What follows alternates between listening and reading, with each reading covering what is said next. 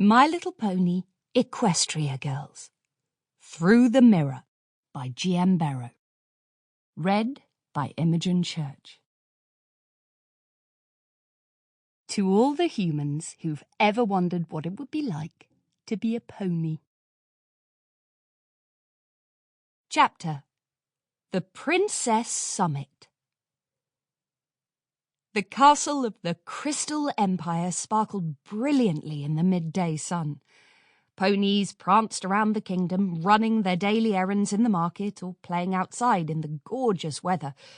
In fact, every pony was so busy that they didn't notice that 7 visitors from afar had just arrived through the front gate. It was 6 ponies and 1 small dragon, to be exact.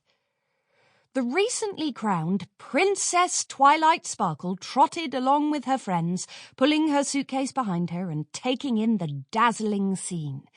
She loved visiting her brother's kingdom. This must have been her 4th or 5th visit so far. But for once, it wasn't because some pony needed saving. This time, Twilight was here for another reason, and of course her best friends had insisted on being there to support her.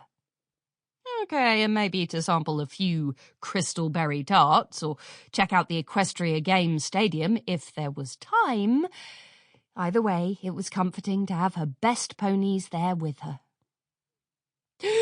Woo-wee! Your very first Princess Summit! You must be over the moon, Twilight, exclaimed Applejack, turning to her royal friend.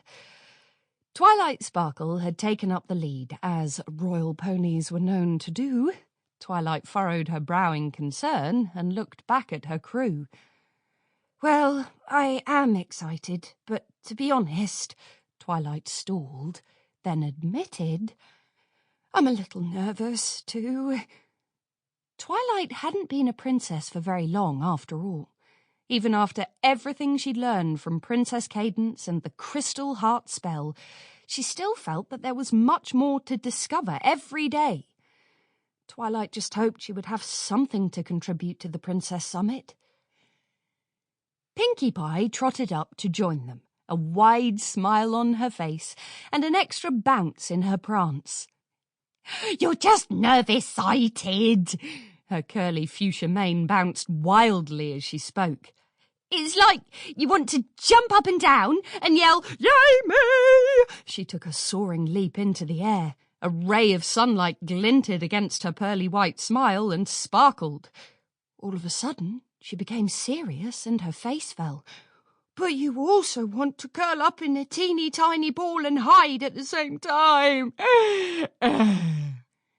Pinkie fell to the ground and curled herself up, rocking back and forth. Rarity and Rainbow Dash exchanged a sceptical look at the dramatic display before Pinkie Pie popped back up and patted Twilight reassuringly. Don't worry, Twilight. We've all been there, Pinkie said knowingly.